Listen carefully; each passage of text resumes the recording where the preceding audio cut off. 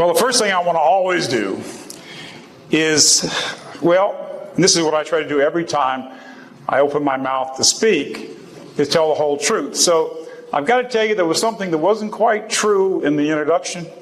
It's not 3 billion views, it's 2 billion views. There's 189,000 individual videos that have been made. But before I talk about the things that I want to talk about, I want to thank a man that every one of you in the League of the South is so lucky to have. A man who's leading you, of incredible stature, intellect, courage, and presence, Dr. Michael Hill.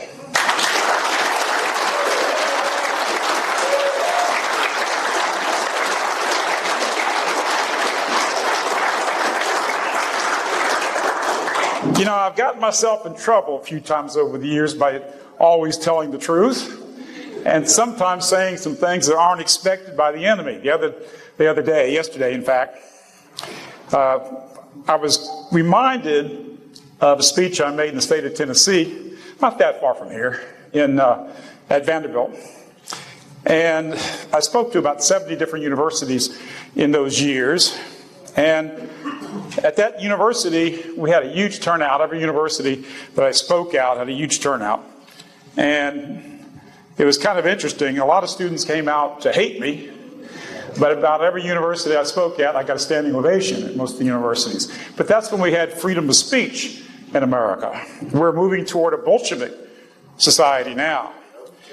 But in the question and answer period, this talk about outspokenness, they had a number of people lined up to ask me questions. And I'm at the podium, and this very leftist, feminist girl, woman, whatever, came up there with, nowadays you don't know, they might be a transgender homosexual or something. But she came up to the podium, and she came up with this tall African-American person, and she was holding his hand, and she was really nasty, and she looks up at me and she says, "Well, Mr. Duke, what do you have to say about this?" So I very calmly looked at the black guy, and I said, "Well, sir, I'm just surprised to see a man of your caliber with such white trash."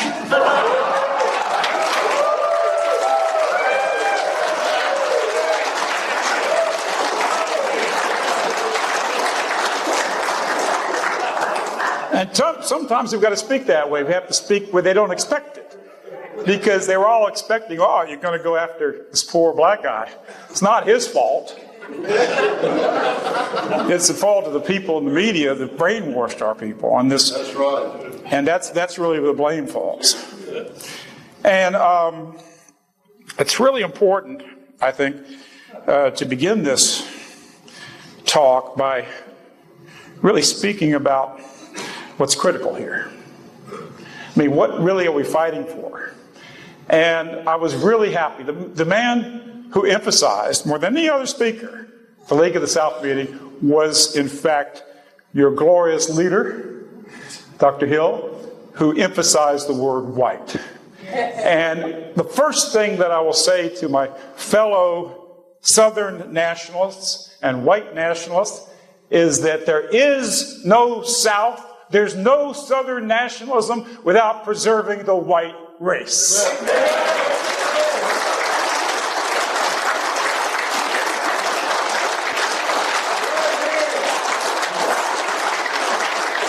There is no America, there's no Canada, there's no Australia, there's no New Zealand, there's no UK, there's no France, there's no Germany, there's no Europe without preserving the European people. That's what we're fighting for.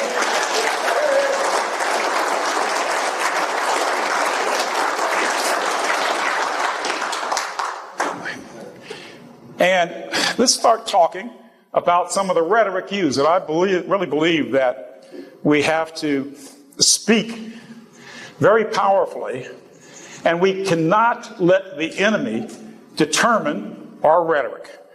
We cannot let them shape the words that we use.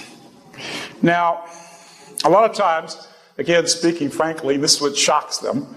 The media often says, well, what do you call yourself? Do you call yourself alt-right? Do you call yourself a white nationalist? Do you call yourself a segregationist? Do you call yourself a white supremacist? I've never even met somebody call himself a white supremacist. Excuse me one second. The only supremacists I've encountered in my lifetime, really, have been Jewish supremacists. And that's who runs this country right now. That's who's running our foreign policy. That's who's running our media. That's who's running international banks. Those are the biggest contributors and financiers of the Democratic and Republican Party. And that is the power that we have to overturn and overthrow if we're going to survive.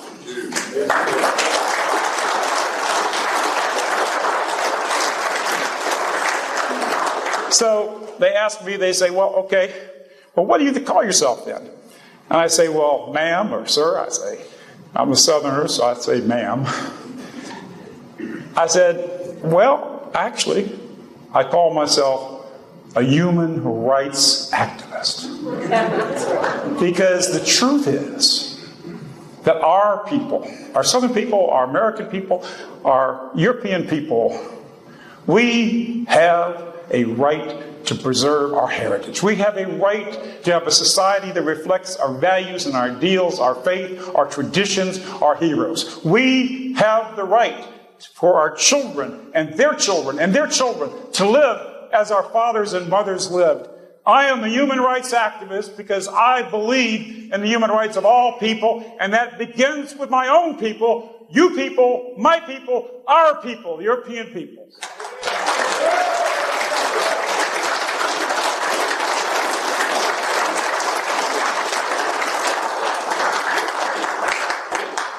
I grew up in Louisiana. I also actually spent some time in Europe. My dad worked for Shell Oil. I went to kindergarten in Holland. So I grew up with a great feeling for our European heritage and values. But I grew up here in the Southland as a devoted Southerner, as a man also devoted, and our biggest heroes when I was in grade school, I can remember this very clearly, was none other than Robert E. Lee and Jefferson Davis. And my personal hero of choice and understanding, the man that I most admired as a young boy, Nathan Bedford Forrest.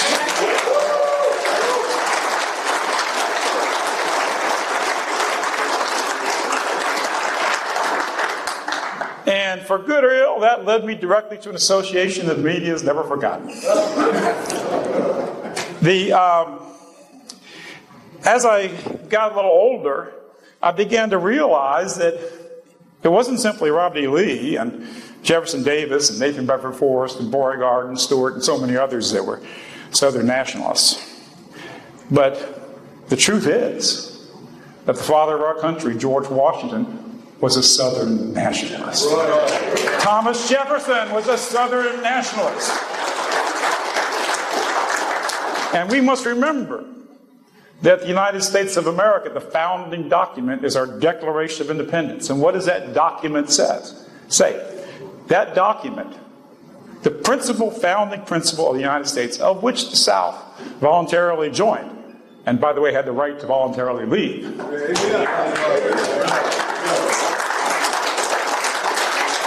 That document says that the most basic human right of all is for every people to determine their own government and their own leaders and their own values.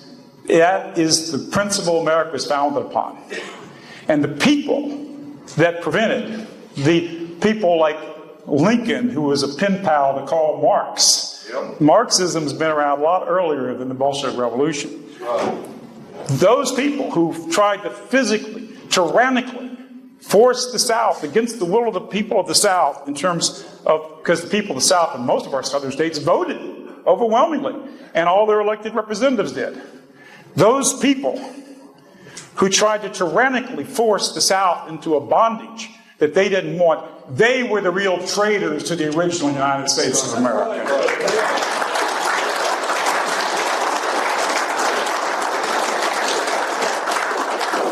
Now, the North tries to call this thing, but it's not just the North, because, we always have a situation where the victors write the histories. I learned that as a history teacher all over the world. Victors write the history. Now, they call it, as you know, they call it a civil war. We all know, all Southern nationalists know, that it wasn't a civil war. The South was not trying to take over the American government. It wasn't trying to dictate to the rest of the country. It simply said, we want to go our own way, and our people have chosen to go that way. But I think we have to understand now that what we have before us in this country, an incredible battle, a war is raging, and there is now in this country a civil war. There is a civil war against the people, the heritage that built this great country, that gave us our Constitution, gave us our freedoms, gave us our prosperity, gave us our faith, our traditions, our values. There is a civil war being waged. And if ever, I would say one critical word about the man I grew up loving and respecting so much, Robert E. Lee, is that when he turned away from Washington, D.C., he should have gone all the way. He should have gone all the way.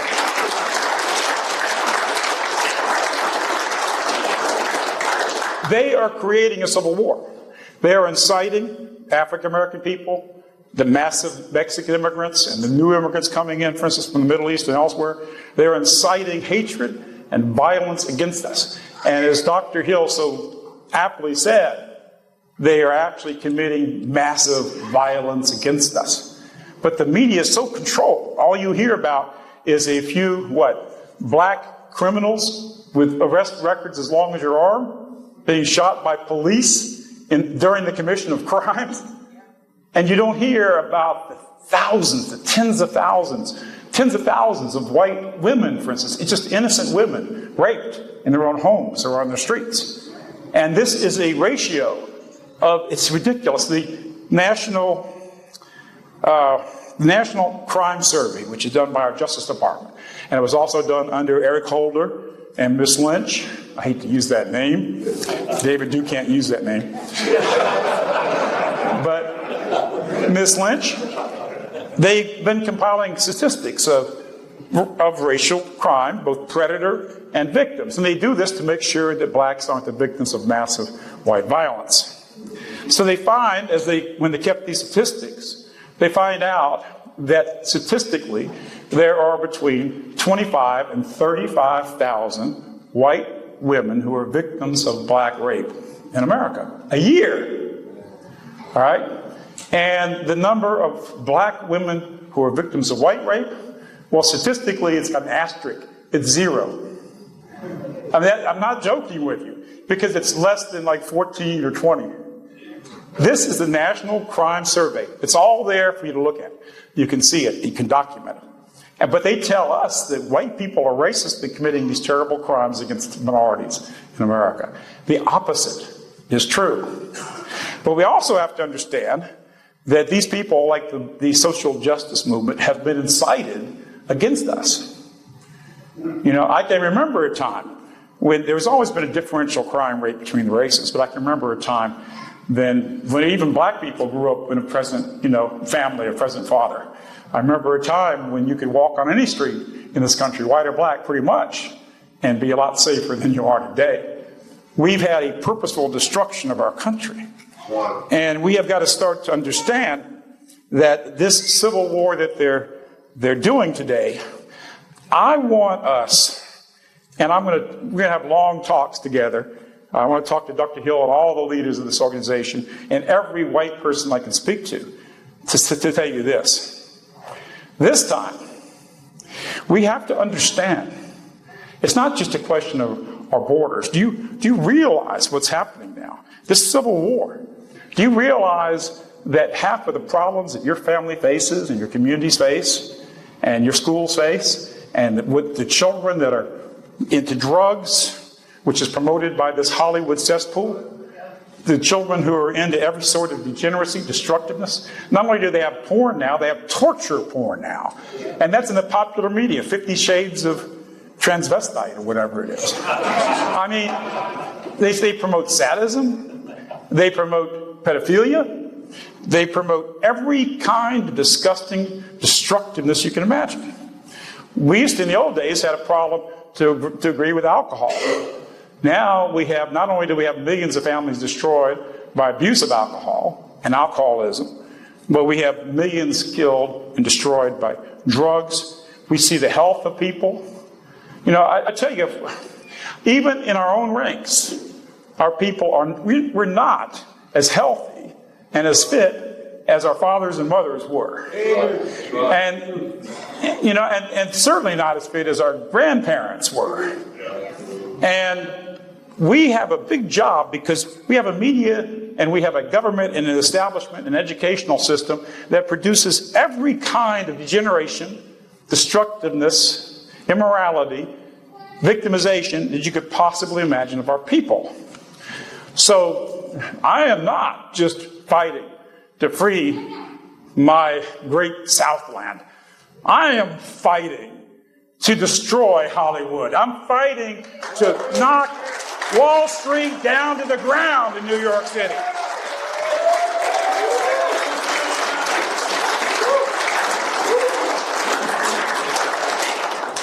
I'm fighting to make the Washington Post and the New York Times into rubble one day.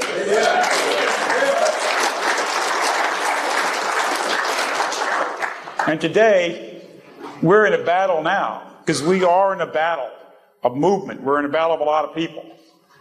All of our people today, whether we're north, south, east, west, whether we're in Europe or Asia or Africa, wherever our people of our heritage is, South Africa I'm talking about, but wherever our people have got to feel this way. We all are not the same. We don't have the same principles necessarily. But those of us who know what our heritage is, the common European heritage that we celebrate and we love, we are all brothers in this fight. Right. And we are not even going to just fight for the South and our own brothers in the South. We're going to fight for our white brothers in the North and the West, and we're not going to stop until all of America is free again. All of America.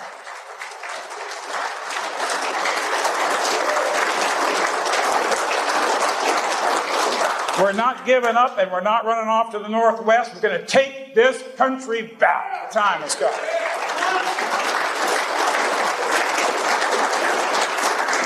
And I'll tell you this. A lot of people say, well, some of the Northerners and some of the Europeans, they're not Southern nationalists. But you know what? They really are. I want to tell you why. During the 20th century, we had these catastrophic wars of white people killing one another. We're not going to do that anymore, by the way. And this war, by the way, between North and South, the great, quote, Civil War, it wasn't the Civil War, it was the War of Northern Aggression. This war was a war, all right, a war against our people.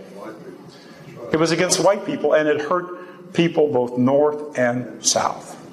Okay? That's what we've got to remember now. That's right. And we have got to be at the point where we say, you know, wherever you are, if you're white and you have the white idea, the principles of our Western civilization, wherever you are, you know, you're our brother and our sister. You are our people. And we are not going to be just concerned about our immediate location.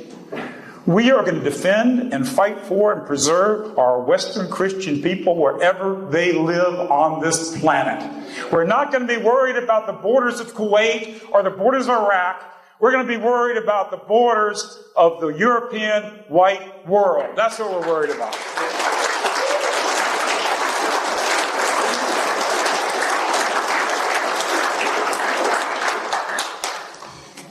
So, now that we got rid of the cesspools of Hollywood and New York, we can move up. Amen. Now, So I want to outline, again, a repetition of the principles that can't be said enough. These principles were implied by many speakers, but I'm just going to state them straight out, okay? First off, there is a war, as Dr. Hill said, against our people.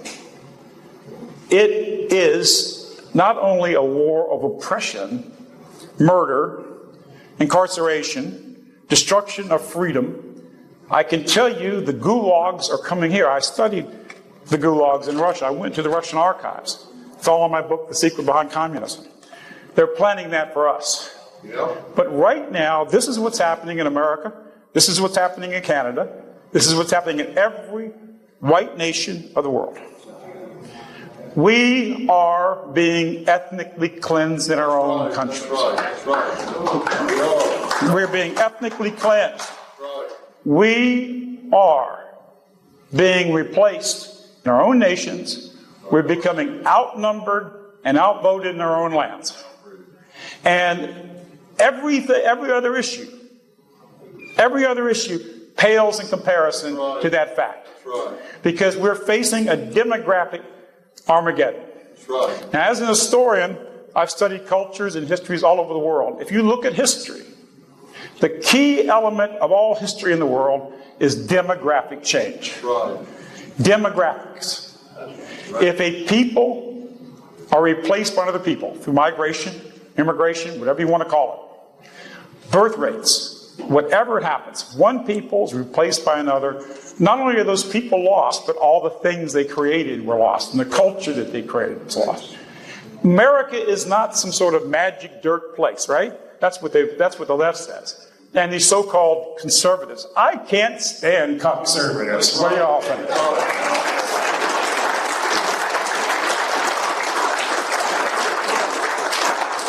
America is not a proposition nation. America is a Western white Christian nation. That's what America is. And I want to see America made great again, but you can't make America great again unless you protect and preserve the people who made it great in the first place.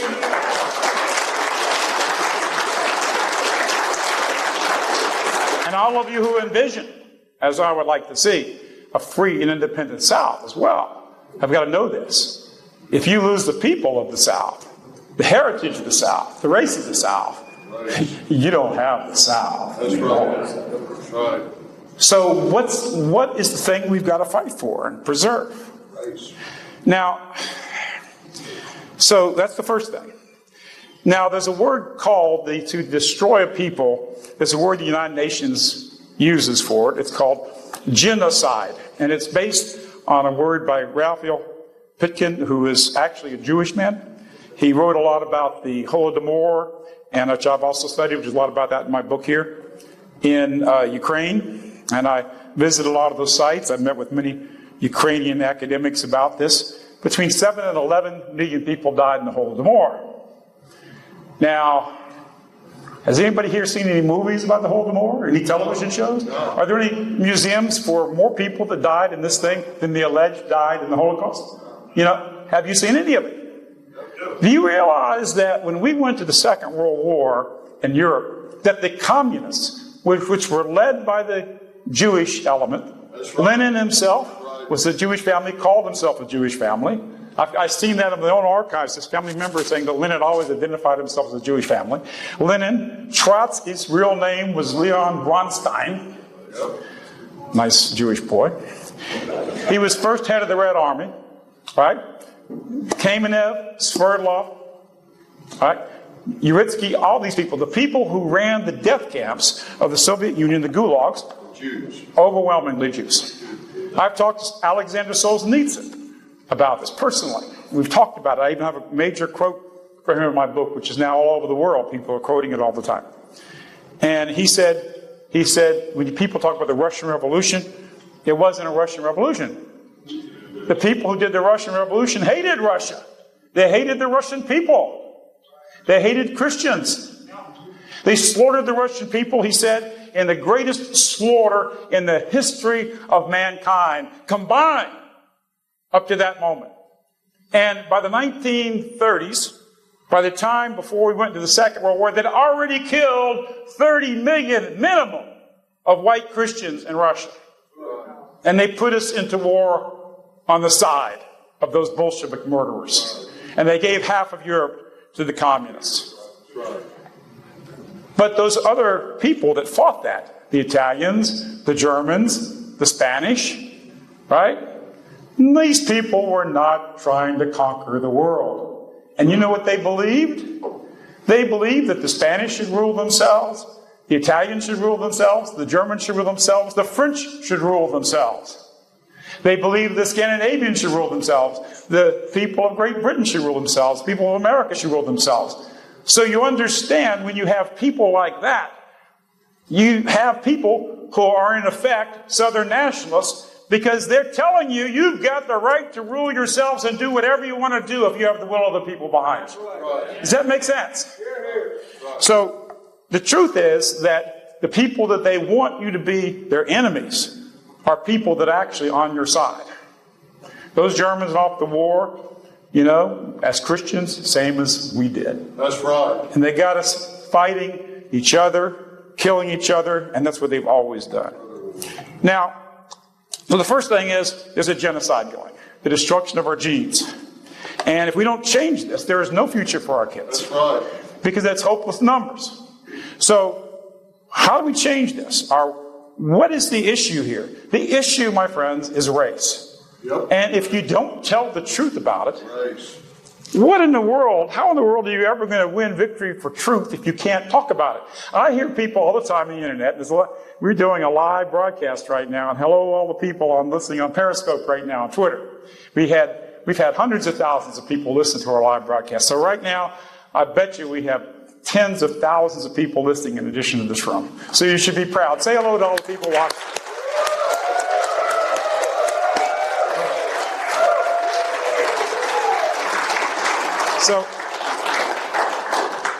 So we're fighting, you know, for the survival of our people. That's right. Now, if that's not human rights, what is human rights? Isn't that the most basic human right of all? For people to exist?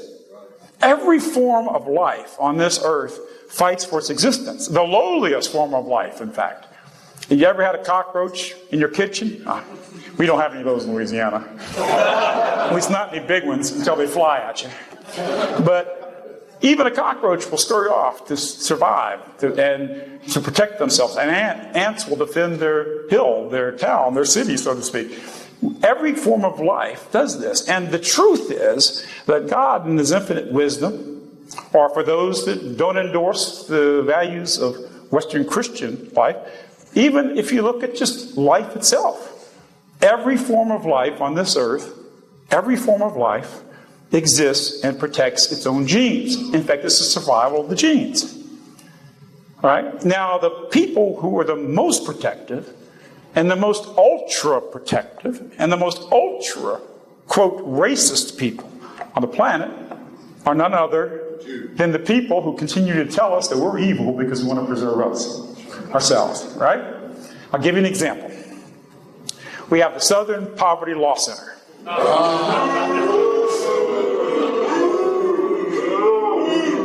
Now, the Southern Poverty Law Center is an organization that's headed up by Mr. Cohen. That's just another one of those coincidences. And the Southern Poverty Law Center, Mr. Cohen. Then you have Mr. Potok as head of their programs. And then you have Ms. Wasserman. What is her? The head of the legal department is another Jewish lady, right? So there is a Jewish establishment in America. There are literally thousands of Jewish organizations that stand up and fight for Jewish interests, right? Stand up for Israel, which is a foreign country, by the way. They fight for Jewish interests. It's like that election in Georgia, you know. It's like the only issue in that election for Congress was the Jews, right? Which one is more for the Jews? How about which one's more for the South? Which one's more for America? You know, I mean...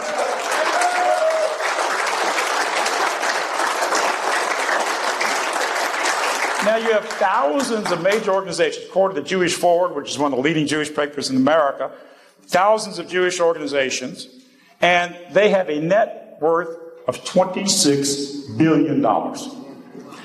These are Jewish, what they call advocacy organizations, Jewish organizations for Israel, that all openly say they're standing up for the Jewish people, the interests of the Jewish people, the heritage of the Jewish people, and the state of Israel. And what is the state of Israel? Israel is an ethno-state. It's the Jewish state of Israel.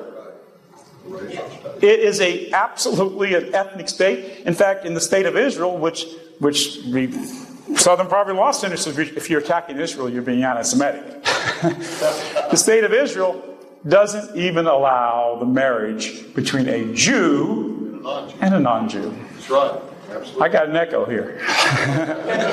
So, that's the state of Israel. Now, I want you to ask you a question. And again, I ask all the people also at home, wherever you're listening on Twitter or throughout the world listening to this thing, because we'll have a lot of listeners in Europe, our brothers and sisters there, in Canada and elsewhere. Let me ask you a question, folks. What would the New York Times or the Washington Post or the leading media say about any country who passed a law that prevented white people or Christian people from non-Jews to marry Jewish people? They just about declare war.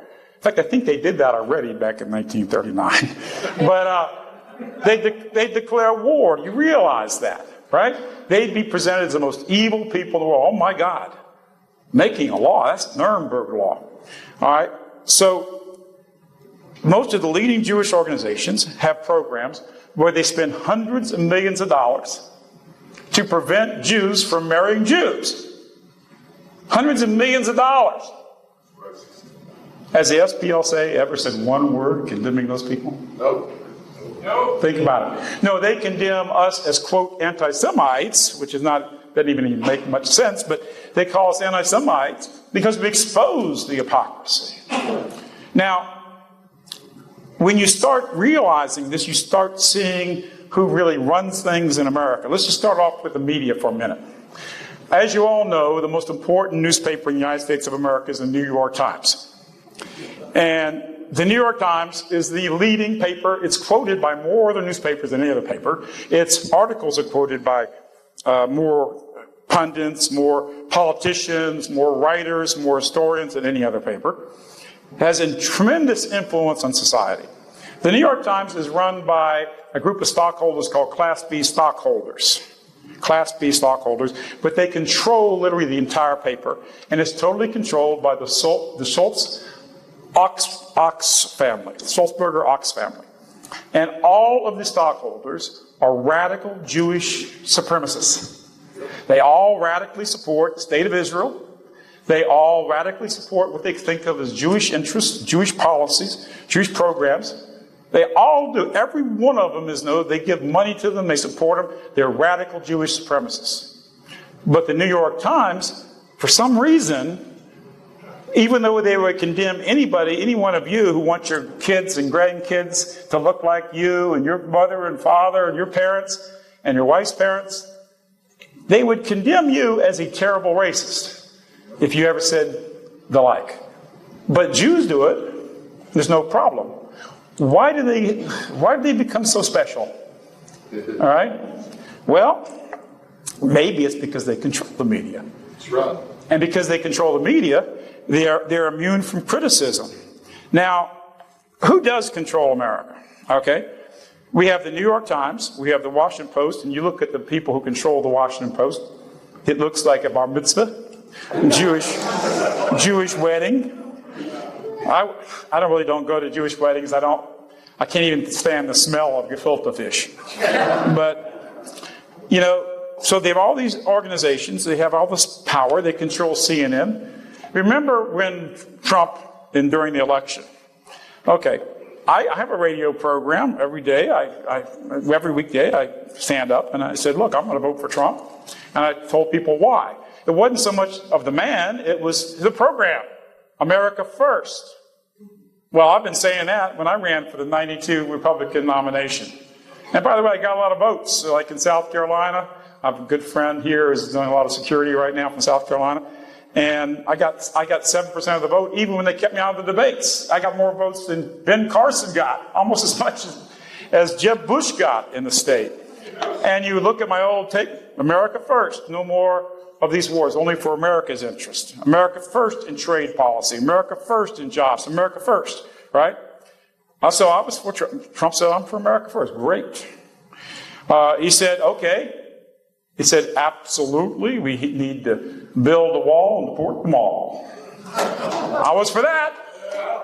Like they said, I launched a border watch which got tremendous publicity back in 1975 when I was with that triple-lettered organization. And it was so funny because it was a huge story, and they had all these images like, oh my God, it's the South rising again. But the interesting thing was they also gave huge publicity internationally, including in Mexico. And after they heard that the Klan was patrolling the borders, all we were doing was reporting the illegals to the Border Patrol. We were working with them. That's the day you could work with them. But when they found that out, Mexican immigration trickled to nothing. Because they were showing pictures all over the Mexican newspapers of actually these that were the Spanish Christians, in the costumes, and So that's where the media images backfire on them, you understand? So that was interesting. In fact, it was really low for a long time, but it speeded up again. So what is the issue? Why does the media hate people like the great Dr. Hill? Or why do they hate me? Well, it's very simple. Because we defend white people. And because you defend white people. That's really bad.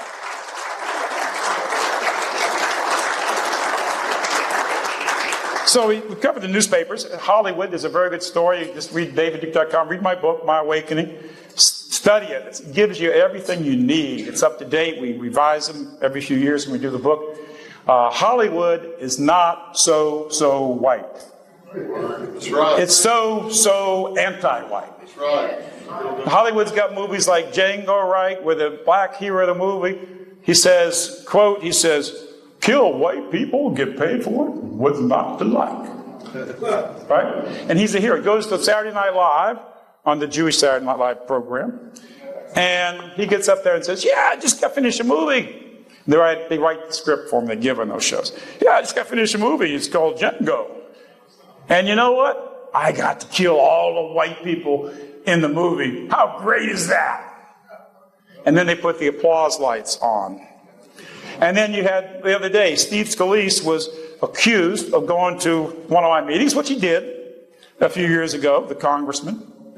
And, to a meeting of the European Unity and Rights Organization. This is way back in 2000, I think 2002. And he was, here he is lying in the hospital about ready to die. And the media saying, oh my God, he's a terrible bigot. He actually went to a meeting supporting the rights of white people. I mean, do you understand what's going on here? The complete inversion of truth, the inversion of fact. And you start understanding that really we're suffering from a great hatred. Now, who's running this, okay? Well, let's find out, right? Who controls the Republican Party and the Democratic Party today? Who's the people? It's an old saying. He who pays the piper calls the tune. Who are the 7 biggest mega contributors to Miss Clinton? Well, starts off with George Soros. And by the way, Mr. Soros, just to let you know something, Mr. Soros was big enemy, obviously, of Donald Trump. He supported, biggest contributor to Clinton. And as soon as Donald Trump got elected, Mr. Kushner, his Jewish nephew, went into business with Mr. Soros. And in the same commercial Mr. Trump ran against Goldman Sachs, he went into business with Goldman Sachs. And he appointed to Goldman Sachs as one of the heads of the economy. So Donald Trump, he's not the answer. But you know what? Donald Trump was still a great step forward because he showed that white people could make their voices heard for a change. And they voted for Donald Trump, not because of Donald Trump, because of what he promised and what he said. And we're going to hold his feet to the fire on those issues.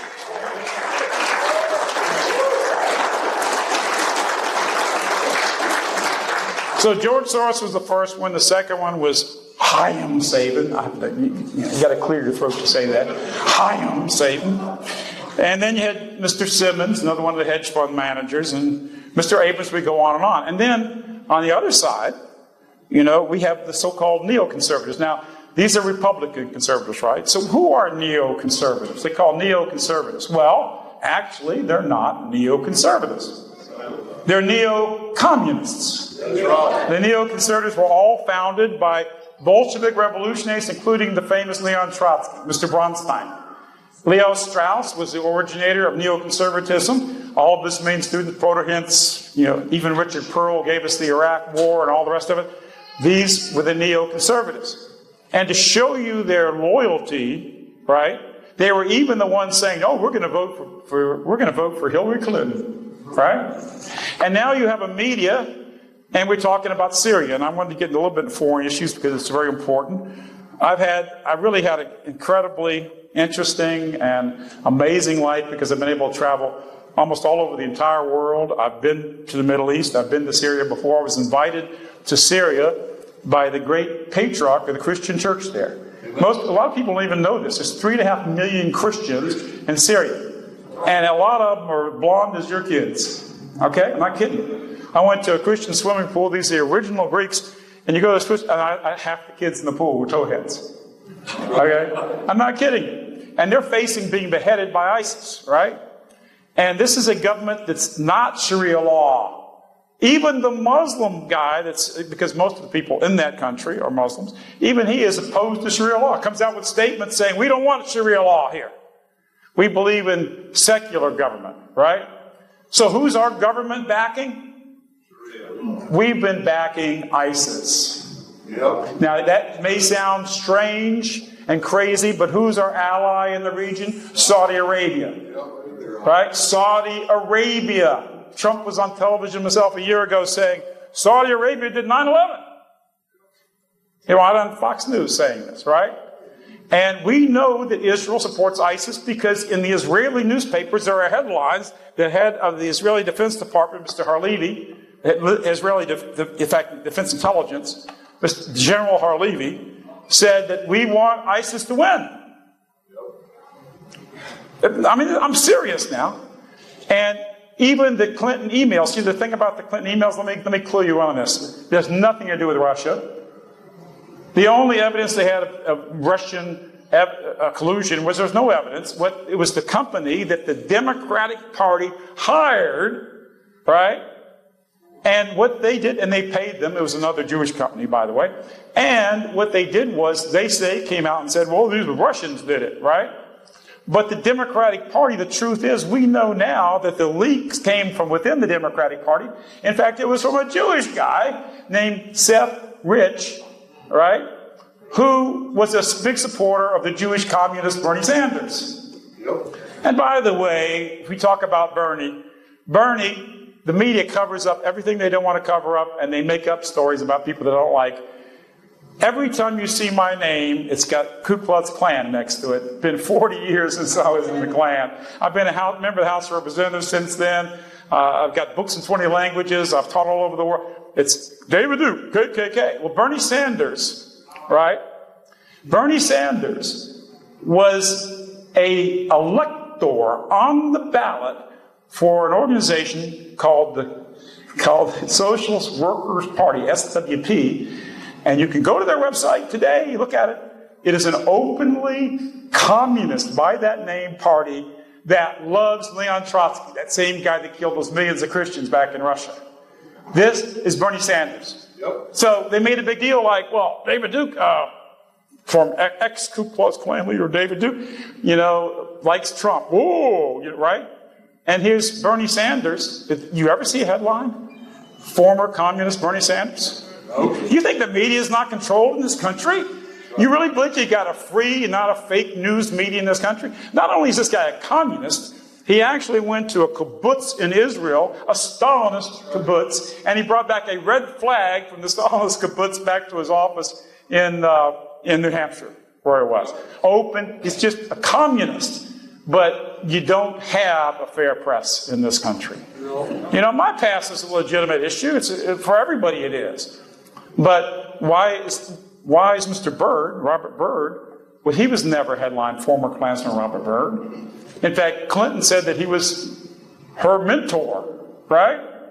Why? Because he sold out our Southern people. And the reason that they talk about my background is because I've never sold you out, I'll never sell you out, I'm going to fight for it.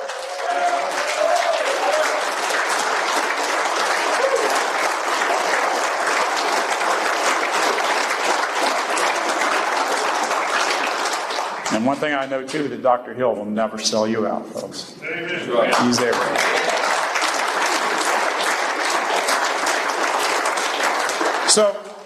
So that's the Democratic Party, that's the funding. And the Republican Party, well, the Washington Post did a big story. 50% of the big Republican donors in America are Jews. 2% of the population. Then you have groups like AIPAC, American Israel Public Affairs Committee. It is the most powerful lobby in our United States Congress, our government. Now, doesn't it seem like the most powerful lobby in a nation's Congress being a lobby for a foreign country? Doesn't that sound a little strange? It's not even a domestic. It's the one lobby you can't argue with.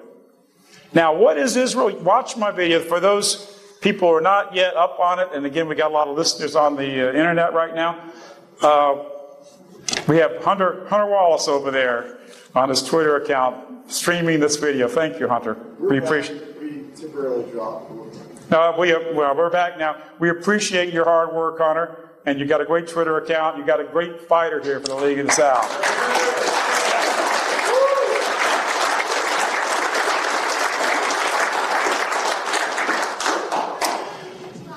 It's good kind of being pretty much last speaker because I'll talk as long as you want me to, but I want to finish. I want to finish everything that we need to discuss. Okay, so the biggest single contributor in American politics, a corporate contributor, and this is, you can look this up, and through the American government keeps records of this campaign financing. The biggest single corporate contributor in American politics for both the Republicans and the Democrats over the last 40 years is an international Jewish banking Zionist communist, I put that slash, organization called Goldman Sachs. Okay? Goldman Sachs kind of rose to fame the other day when during the housing crisis, while millions of people lost their homes, while millions of pensions were wiped out, people's life savings were wiped out, Goldman Sachs made $11 billion. Because they knew what was going to go on. They orchestrated it. And they proved it. But guess what? We had the United States Department of Justice had an investigator who was in charge of prosecuting Goldman Sachs. His name was Lanny Buer. He was a Jewish Zionist. The judge in the case was a Jewish judge by the name of Jetoff. We call him Jackoff. Because he is a jack of all treason. That's what he is. But Mr. Jetoff, the head of the SEC, the Security Exchange Commission, is supposed to oversee these criminals, right? Is Mr. Shapiro.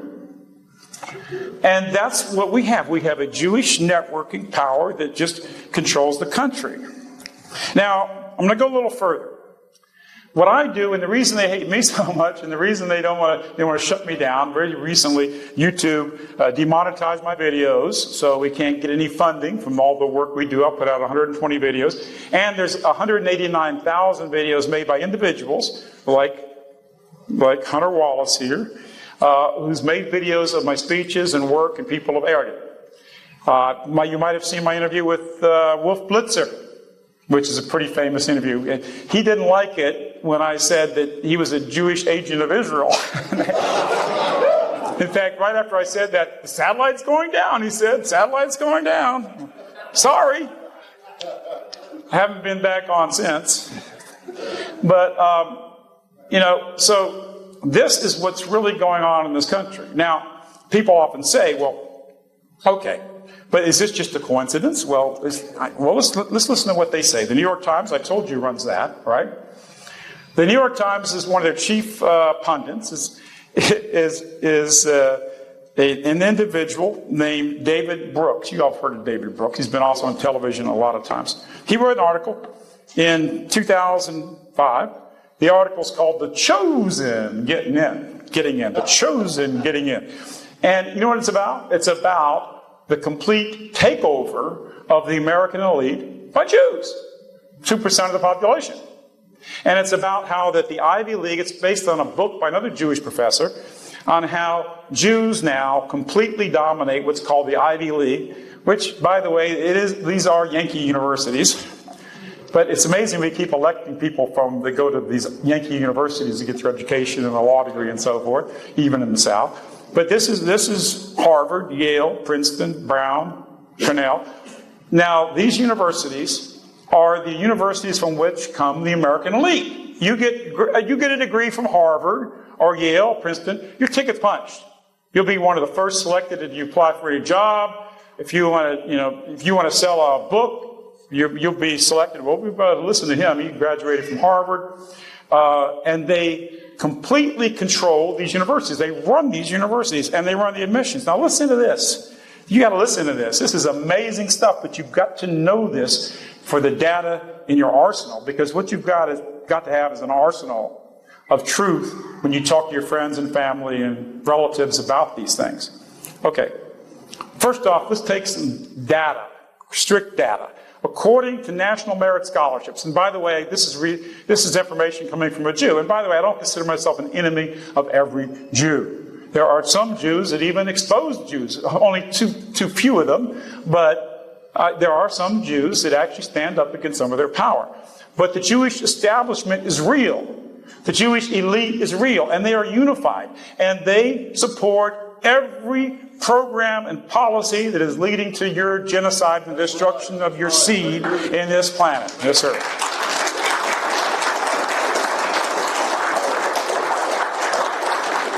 So, according to Ron Unz, in fact, you can look at national merit scholarships, 70% of the top performing students in the United States of America, we're talking about kids graduating from high school, are European American non-Jews. 70% of the top students in America, right? So Harvard, Yale, and those schools called the Ivy League, which is where the elite comes from overwhelmingly, along with a few other schools like Tulane, University of Chicago, and some others around the country. Tulane's 36% Jewish. But the 70% of the top students are European Americans, right? Not Jewish Americans, who are not from Europe, by the way. Now, interestingly enough, guess what guess what the percentage of Harvard, Yale, Princeton, all universities which were created by our European ancestors, forefathers, it was entirely European Christian, who founded all those universities. Guess what our percentage now is in these universities that compose the rulers of America? Well, guess what? It's 20%. So 70% of the top performing students are white Christian descent, but 20% of the students are white Christian descent in the top universities. That's called racial discrimination. It's called oppression. All right? Jews, who are 2% of the population, 1.8% of the students of that age, just a little over 2% of the most qualified students at Harvard and Yale, Princeton, you know what they are? 25%. 25% of the student body. It's not because they're better qualified. In fact, when Muntz did the figures, they found out that there were 14 times more Jews than there should have been by merit, which means that the biggest discrimination that if you have a kid that wants to go to one of the top schools, which if you can qualify and get there, it's powerful for your career, your future, right? But as he shows, that these students are facing massive discrimination. And it's more likely that your kids, if you aspire toward very high level of achievement academically, it's very likely that your kids are going to be discriminated against not by a black person or a yellow person, but by a Jewish individual. But you don't even hear about that. Sometimes they talk about how Asian people don't get the fair treatment in terms of their scores, but the truth is that white people are 15 times underrepresented by their ability at Harvard. 15 times overall. And against the Jews, it's a 45 times. Jews are 45% more in terms of the demographics of the country. It's crazy. Now, let me tell you something else. A lot of people will answer when you say something like this, they say, well, it's because Jews are, quote, they're smarter than us. They're just some brilliant people, and the reason why they dominate all these things, the reason why they run to Hollywood is because they're just smarter. Well, let's take a look at Harvard, perfect example, and you can get this right out of Ron Untz's paper called The Myth of American Meritocracy. A Jewish individual, by the way, we can very much respect putting this stuff out. It shows the truth. There is a way to judge the best students at Harvard. You know how to do that? It's easy. There's an honor society for the very highest performing students. It's called Phi Beta Kappa. And they have Phi Beta Kappa chapters in 200 of the leading universities in America. Phi Beta Kappa selects the top percentage of students, like the top 10% of the grades. They also cannot get out of it by doing some sort of phys ed program. You know, they've got to do hardcore economics, history, and also mathematics. They've really got to be exceptional students to qualify for Phi Beta Kappa. Now, I want you to remember this statistic because this is important for you to understand really what's going on. This is called a takeover. This is called a tyranny. This is called racism. This is called oppression. And this is called supremacism. Real supremacism. So, we have 20% of the students at Harvard, for instance, and the same thing goes with the other schools. 20% of the students at Harvard are people like us. White Christian descent. 25% of the students at Harvard are people of Jewish descent. Now, the Jewish community is very clued in. So if you got a Jew of ability, they're going to be sure to go to Harvard. They're going to get the best of the Jews. But how did the Jews do compared to European Christians in terms of performance at Harvard? And we're not talking about a qualification exam. We're talking about how did they do in 3-4 years of college, because you can't get Phi Beta Kappa until at least 3 years, sometimes 4 years. And it's based on your achievement in the school, your record, your grades, your ability, and what you take. Well, here's what the figures were for the year that he was studying this. So here's what the record was. Okay, remember now, whites are outnumbered by Jews like a ratio of 5 to 4. Think of it like 2 basketball teams on the court. And one team is allowed to have 5 players, and the other team has 4 players. Okay? So the 4-player team was the European Americans. Guess what the percentage at Harvard now? And this is the schools where you have Jewish professors controlling it because of their networking and because of their racism. At Harvard, after 4 years, our people were 55% of the Phi Beta Kappa recipients. Jews who outnumbered us 5 to 4. You know, it's 20% more of them than us. They got an entire 11%. 11%. They didn't even get half of their percentage of the students. Let me tell you something, folks. You've got nothing to be ashamed about your heritage. You've got nothing to think about. There are no people on this planet. I respect all people, but let me tell you something. There are no people who are more qualified, more brilliant, more capable, more courageous, more moral, more achieving than your people, our white race.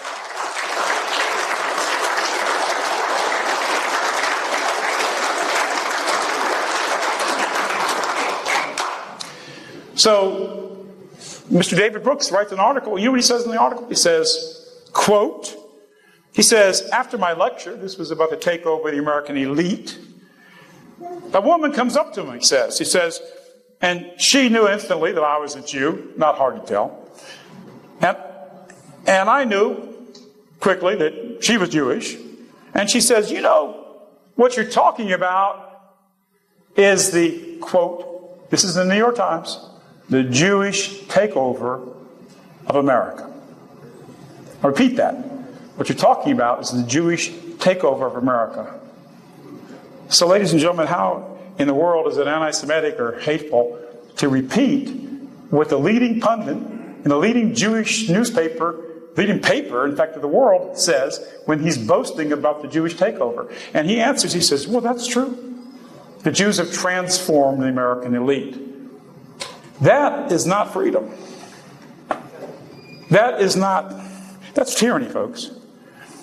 And what have they done with this power? What have they done with it? How many people here have relatives or friends or know people that have served in the Iraq War or the Afghanistan War? Would you raise your hands? A lot of you here. Do you know in that war, they give you very false casualty figures, but their figures in that war, those wars, they say about 50,000 people were wounded. But the Pentagon releases figures all the time, and one of the figures they release, and they have released about these wars, this was 4 years ago, last time I saw the big article in USA Today, and the Pentagon released figures that of Americans in Iraq and Afghanistan, that there were 360,000 American boys who had traumatic brain injuries. And they showed pictures of the scars from the IEDs and all the other things that were going on over there. And 360,000, it went up, it's at least 450 now. 450,000 Americans. We had millions of marriages that were broken up. We had lots of people who were National Guardsmen. I'm sure you know a lot of National Guardsmen who were called up, who thought they were going to serve, protect their state, their Southland, their country, and they ended up over in Iraq, defending Kuwait's border or something. All right, and what happened to them? Well, their career was destroyed. A lot of times they had businesses and they had to lose their business to go over there. And who was behind the Iraq War? Well, let's go back to the New York Times. Mr. Thomas Friedman. Thomas Friedman. I got an article from a REITs, and they say, quote, in fact, they interviewed Friedman, and they talk about the fact that all the so-called neocons and these other neocommies that led us into this Iraq war, which cost us trillions of dollars, right? Damaged millions of families, caused the highest suicide rate we've ever had for veterans, right? Traumatic brain injuries. We're going to spend trillions of dollars in the future, and we didn't get one thing out of it except for what? ISIS? Al-Qaeda? Right? And more terrorism and the massive invasion of Europe now that's going on in America with this massive immigration that's meant to destroy us. So what did we get out of that? And why did we get it? Well, they say that every one of the 25 major people behind that war, the people who are leading the effort of that war, were Jews. That's a fact. That is an absolute fact. Now, Thomas Friedman is now, he writes an article on April 12th, just to show you what's really going on. He's got a big article headline, Donald Trump, why is Donald Trump attacking ISIS in Syria? Why is Donald Trump attacking ISIS in Syria? And the article was basically, he shouldn't be attacking ISIS in Syria. Actually, our real enemy is the Syrians. Yeah, all those Syrian Christians every Christian in Syria supports the government. They're a truly elected government, by the way, that all the moderates in that country support the government. And by the way, I think all of you know this by now. You've all learned this by now. Russia is not our enemy. Russia is our brothers.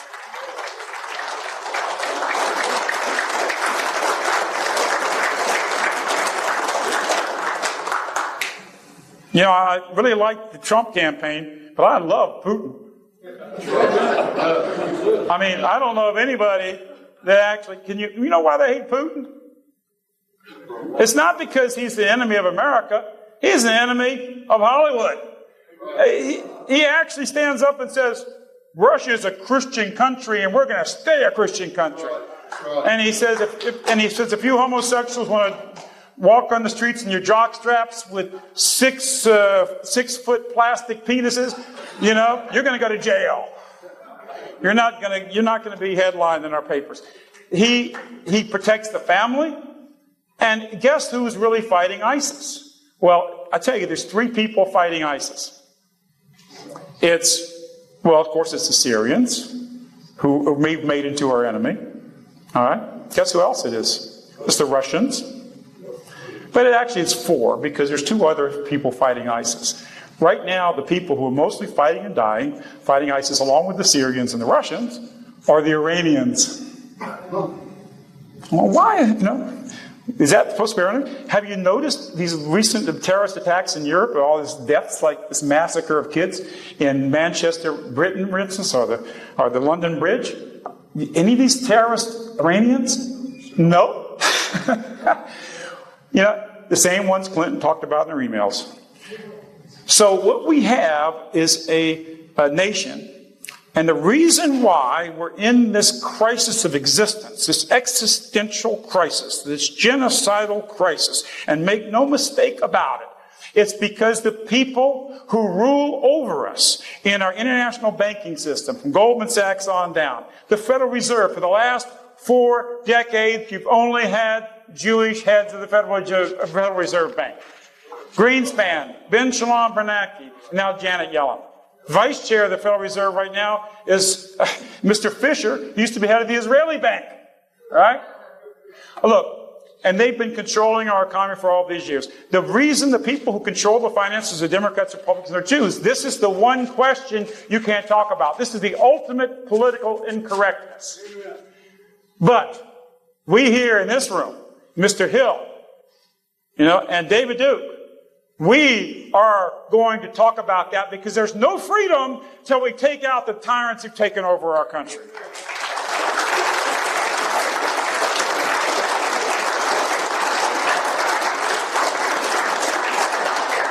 And we're not going to stop at the Tennessee or Kentucky or Maryland border. They're the ones that are creating this, quote, civil war.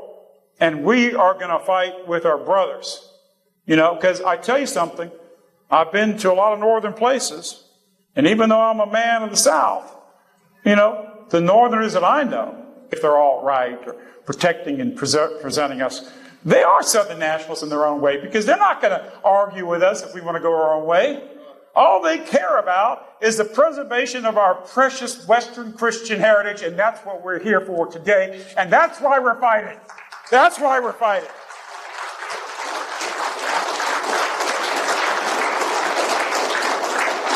Does anybody here, any Southern nationalists here, any man who reveres our great leaders and heroes of the Southland, of the war between the states, is there anybody here that believes that Robert E. Lee or any of our Southern leaders, any of them, would be standing by with this insanity going on right now in this country?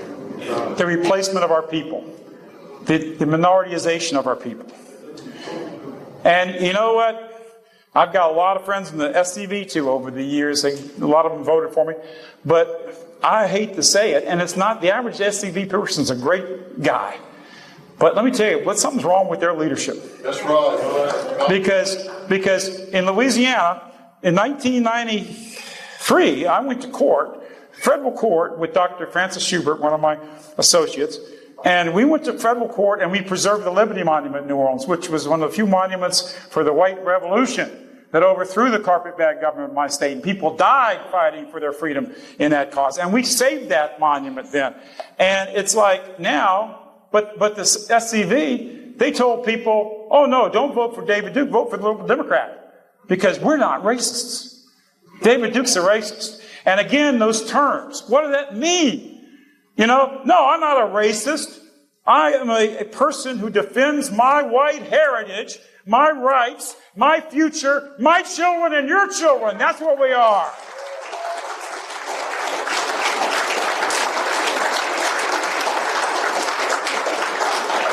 And the real racists, the real oppressors, the real supremacists are these Jewish extremists who control the New York Times, who control Hollywood, who control the Federal Reserve, who control our foreign policy, who are leading the organizations that are bringing in the immigrants, who are making sure that white people have all sorts of weird things going on, where they have gay marriage, that they have all sorts of degeneracy, they push drugs for our kids.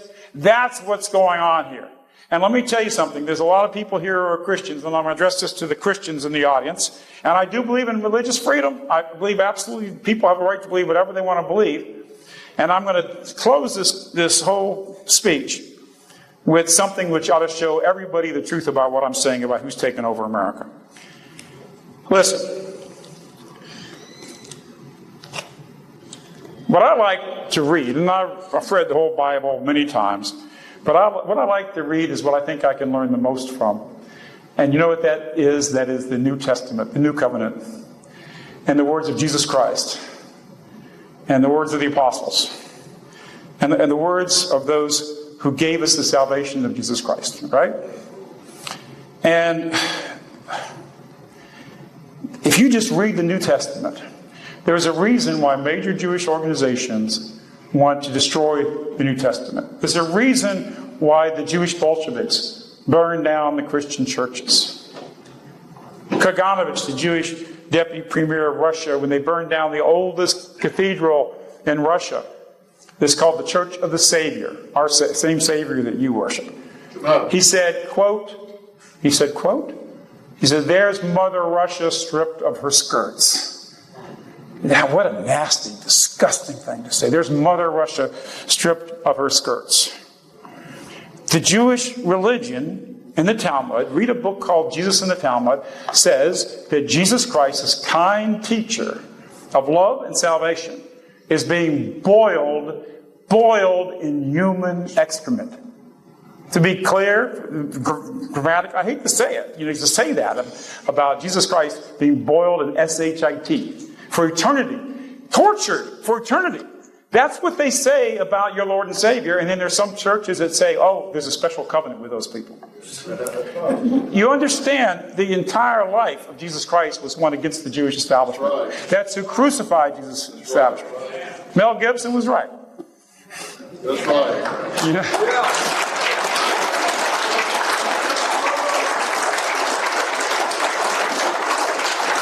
And there is something, and again, for the Christians listening anywhere that they are, there's very clear passages in the New Testament how they identify the Antichrist. And you know what the passage is? That they continue to say this in a number of places in the New Testament. It says, how do we know the Antichrist? How do we know who is the Antichrist? And the answer is really clear. It's all through the New Testament. It says, you know the Antichrist because he's the one who says he's of the Father, but not of the Son. Right. Who is that? That is what all of our fathers and mothers, just a few years ago, before the total takeover of the media since the Second World War, before the takeover of our finances, before the takeover of Hollywood, and before they're unleashing all this hell on us, everybody knew this for 2,000 years. Every Christian knew it. The Christian church was a bulwark, right? And we've got to start talking about these truths. We cannot win salvation for our people unless we do. So here's my final wrap-up. For those that for those that need just a real clear lesson in who's really running us and the evil that we're facing, I can give you a very simple way to prove everything I'm saying here. The American Constitution was accepted in 1789. And for 200 years, after the creation of that Constitution, by the way, one of the first acts of the United States Congress that wrote our Constitution, one of their first acts was an immigration bill limiting immigration to white people in this country. Become citizens in this country. White people. Okay? But for 200 years, they and everybody else accepted the idea that it was certainly the idea that you had religious freedom, but at the same time they recognized the idea that this was overwhelmingly a Christian nation. And that if people of the vast majority of the country has this Christian belief, they have a right certainly to celebrate their religion, their beliefs, their Christianity. And there was no problem with putting a nativity scene or a cross or a Christian motif in front of the White House, which they did for 200 years. There was no problem with putting Christmas scenes and talking about Christmas and Jesus Christ in front of any city hall, which was all over the state of Alabama, all over the state of Georgia, all over the state of Michigan, all over the state of California. For 200 years, that was all perfectly legal, no problem. After all, 85% of the country is Christian, and if Christians can't sing Christmas carols in their schools and can't celebrate their faith, their rights are being restricted, right? We're not limiting anybody else, but we're saying these things have to be expressed, okay? Well, in 1989, exactly 200 years, people from 200 years of record where the Constitution protected expressions of our Christian faith, we could do this. But in 1989, it all changed. In 1989, there are very much controlled, day before the Supreme Court of the United States ruled, in the lawmaking rule really, that you couldn't have a Christmas celebration of the birth of Christ on public ground in America. Not in front of the White House, not in front of City Hall, not in the public park, nowhere. This is what they ruled. The same decision, to show you the chutzpah of these people, the same decision. The same decision that said you couldn't have a Christian cross, you couldn't have the mention of Christ, you couldn't have an nativity singing on a public ground. The same decision ruled that you could have erected on public ground giant Jewish menorahs. You think I'm joking? It's fact. In fact, every year at the White House, they have this massive Jewish menorah that's erected in front of the White House. Rabbis come. They do Jewish religious ceremonies at this thing. They have major figures go do it and light it. And you know what the Jewish menorah stands for? All right? Well, if you read Jewish websites and you read the Jewish writers and you read Jewish literature like I do, religiously, well, I can't say religiously. But if you read Jewish websites, they say what this stands for. This is all about what they call Hanukkah. And Hanukkah was a revolt of these radical Jews called Maccabees. And they revolted in Jerusalem, and they killed all the Greeks they could find. By the way, the Greeks were our ancestors too. You know, Greek philosophies and ideals and values and beauty and art and culture and literature. They killed the Greeks, and they killed any Jew that actually went to the Greek educational institutions and wore Greek clothes or married a Greek. And you read in the Jewish publications, this was all about, Hanukkah is all about non-assimilation. Now, the same Jewish media that tells us that we need to assimilate in America, that we shouldn't preserve ourselves, we put up these giant menorahs, thousands of them in America, in front of city halls, which is a celebration of Jewish exclusivity, Jewish racism, Jewish supremacism, and Jewish terrorism. That's what the Maccabees actually were. They were terrorists. And they murdered and massacred both Greeks and Jews. And it's a celebration of Jewish supremacy, basically, over us. So there you go. You tell me who rules America. 85% of the people of this country recognize themselves as Christian. I think 98% of the people actually, are comfortable with Christmas carols being sung on our streets. Or even if they're not a Christian, they love Christmas carols. They love the spirit of Christmas and the values that Christmas teaches, right? They can't have that. They can't have anything of our Christian faith, but you can have giant menorahs in this country. If that doesn't show what's happened to us, what do I have to show for proof? So how do we change this? And it doesn't take too many words to teach you how to change it. The first thing we do, the first thing that all of us must do, is tell the truth. Like they say in a courtroom, do you promise to tell the truth, the whole truth, and nothing but the truth? Not talking about the Jewish tyranny that rules over us in this country is like not talking about the Moorish tyrants who ruled over Spain after the Spain conquista, right? It's like not talking about the threat of the Ottoman Empire when they were at the gates of Vienna, and if Vienna could have fallen, all of Europe would. It's like not talking about Attila the Hun that penetrated into Europe, but was fought back by our ancestors, and all these battles. And I'm connecting up you Southern heroes, we Southern heroes, with the heroes that existed in our race that enabled us to even be here today. If not for Leonidas, the great Greek who stopped the Persian invasion, 2,500 years ago. If not for them, if not for the battle of Martel in Tours, France, that stopped the Muslim invasion from Spain, if not from the heroes in Vienna that stopped the Islamic invasion, if not for the people of Russia and Germany and Europe from the invasion of the Tartars, right, and the Mongols into Europe, we wouldn't even be here today. Our race had been long gone. You're connected with all these people.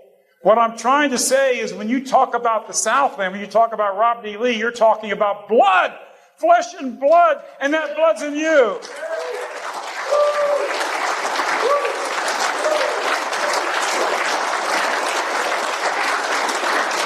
We have a Congress of the United States right now in this country where you don't have a single member of the Congress. And they say this is a free country, but they have not a single member that will actually openly stand up and defend white people by name.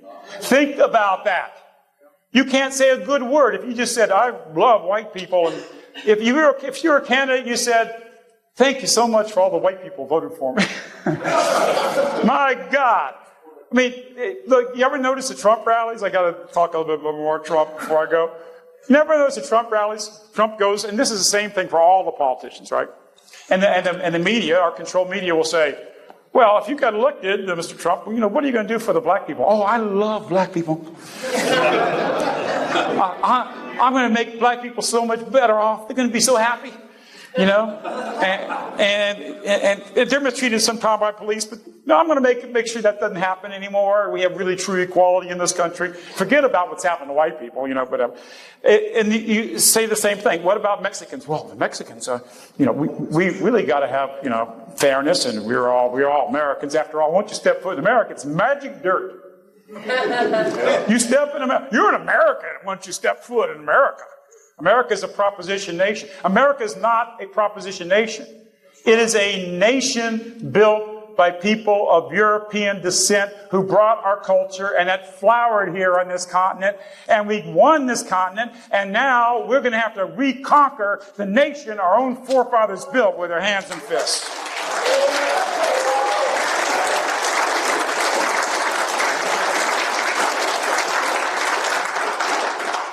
Yeah, you saw those signs in those Trump rallies? Blacks for Trump? I love black people. But Trump, and nobody would even say, if not for the white people of this country, Trump wouldn't have had a chance in hell. That's right. Right? But he wouldn't dare say it. So what does that tell you? And for all you liberals and progressives out there who think we live in this white racist society, what is it when the only people you can defile every day, and racism is like the worst connotation you can say about anybody anywhere, right? Why is it that only white people can be? They even say that. Look, we're under siege, but it's not just a siege of freedom. A lot of whites did die in the South in that war, and a lot of innocent civilians died in the horrible Sherman March to the Sea, and many other things, and the influence of this insanity that went on. And I still bear a grudge as a Southerner about that, as I think most of you must. At the same time, I realize that the war that's being waged, the reason they really hated the South is because you were really true white men and women in the South. Right. That's it.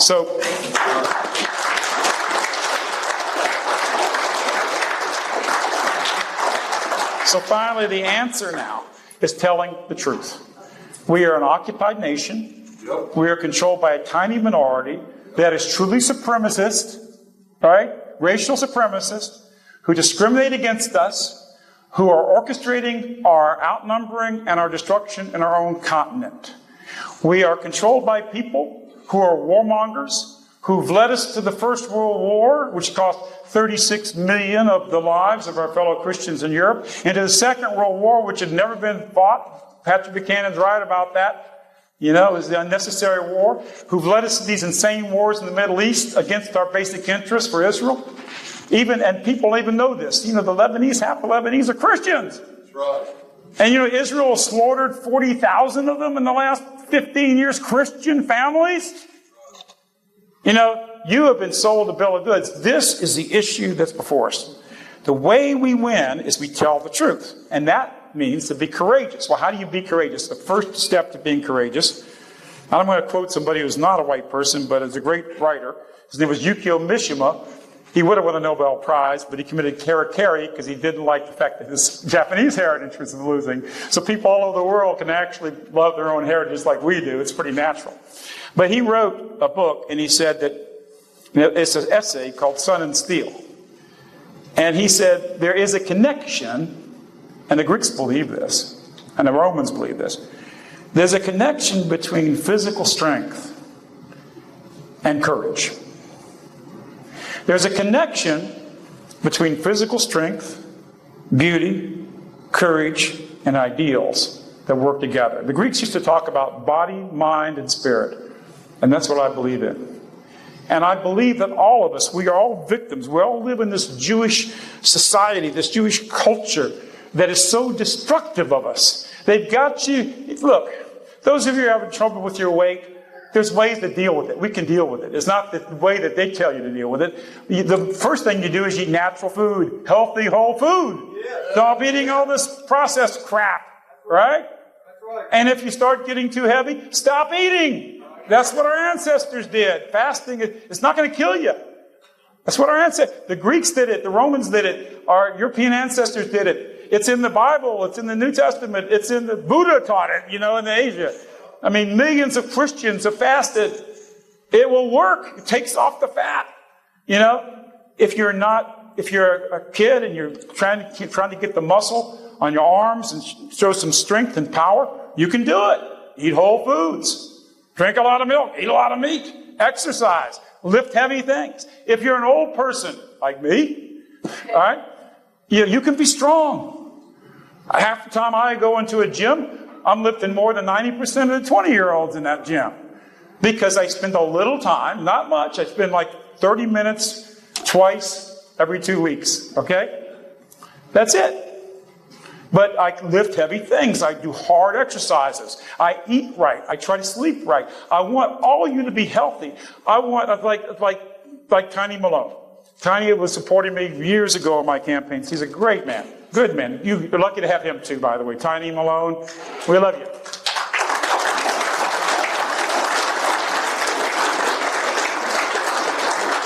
He's been suffering from diabetes, 150 blood sugar and stuff like that. And he started fasting. His blood sugar is in the normal range now. No medicines, no whatever. But that's the kind of stuff you do. And you've got to start cleaning up your life. And I'm not saying this like I'm no perfect person. Every one of us, we're a work of art in progress, so to speak. But I want all of you, young and old, to look at what you can be in your life. I want you to be what you want to be physically. If you're older, you can still be strong. It's really more important for you if you're 50 years old or 60 years old to start pushing some weights and exercising and walking and eating right than it's for the younger. Because as you get older, you really need to work a little harder to keep up with the younger people. And the younger people, you got your whole life ahead of you. But don't forget older people here, though even in the 70s. Remember Colonel Sanders, who I knew personally. I really liked the guy a lot. He was a supporter, actually. And Colonel Sanders got going. He started his chicken empire at 78. All of you have dreams about what you want to be in your relationships, in your life, in your job, in your future, in business dreams or dreams of building a sailboat, whatever, and in dreams for your people and what you want for your children. All of you have those dreams. It is never too late. It's never too late. It's not even accomplishing the dream. It's living your life in service of the dream that really counts. Every day of your life, every minute of your life, make it count. You don't need to watch that game with these insane, illiterate, drug users knocking each other in the head in football or basketball. You don't need to do that. You don't need to waste your time. Go build something. Go create something. Go fight for your people. Open up. Do something meaningful. Spend some time with your kids, damn it. Really.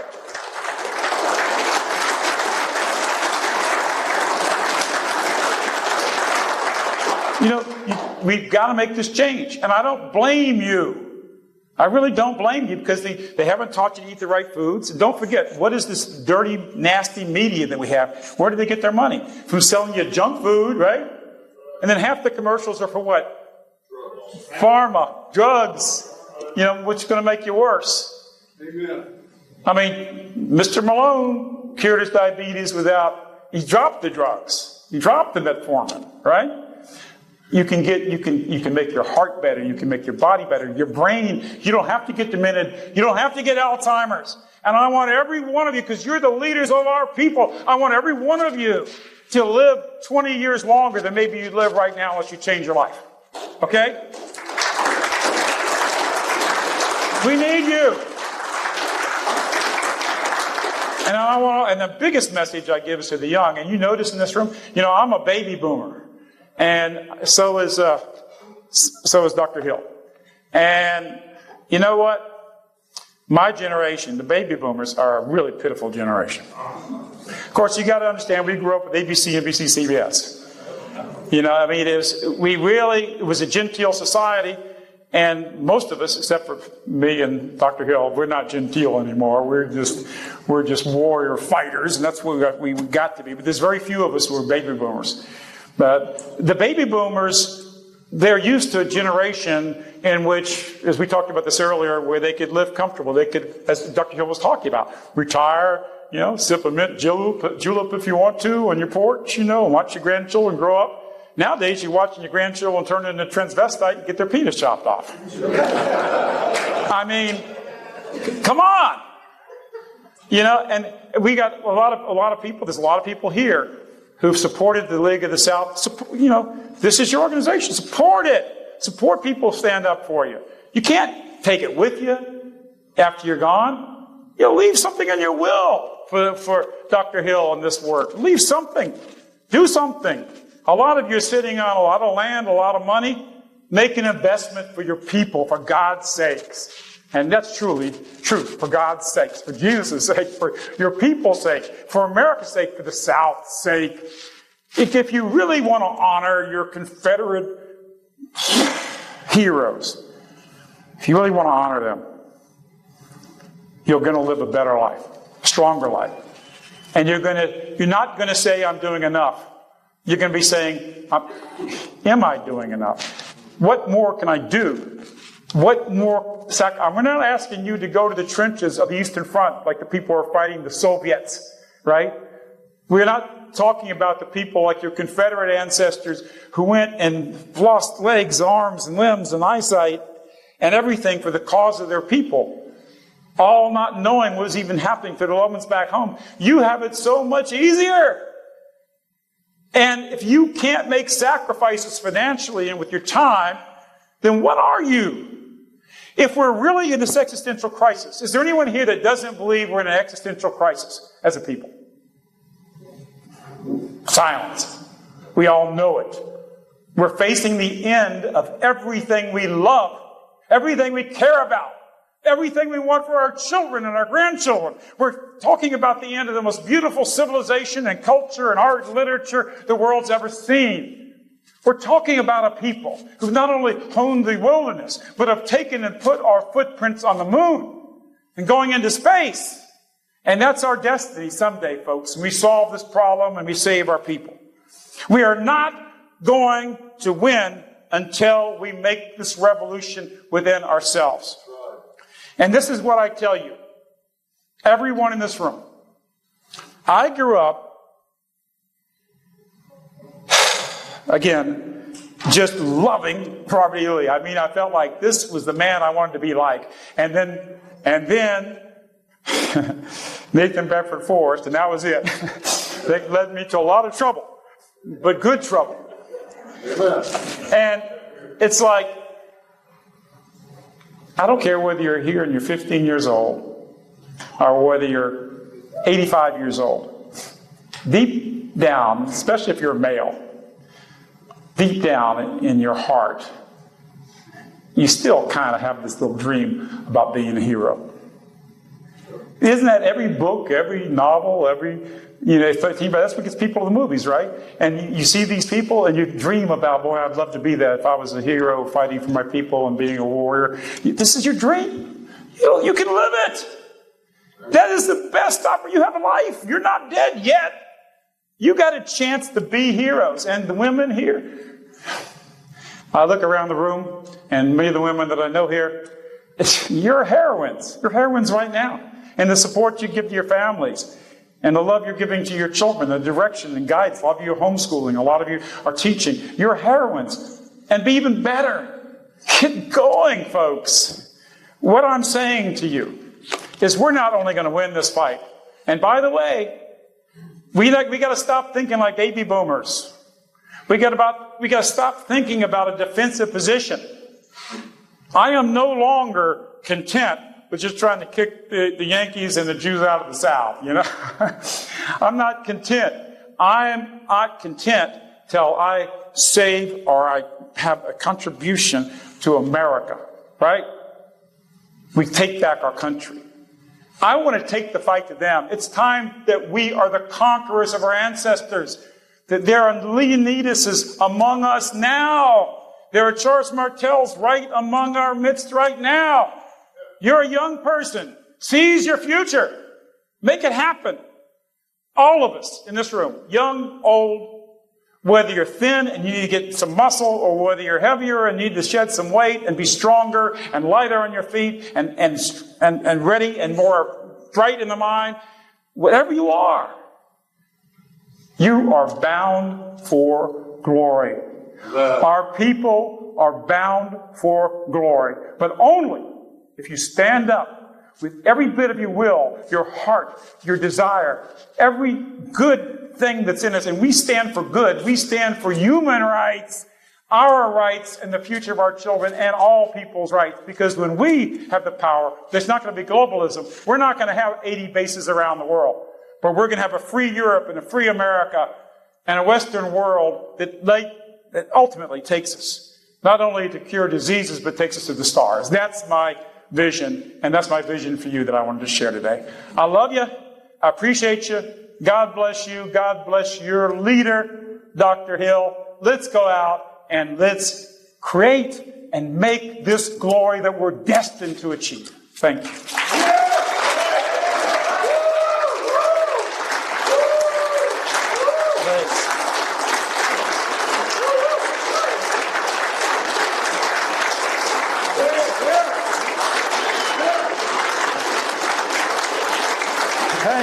Thank you.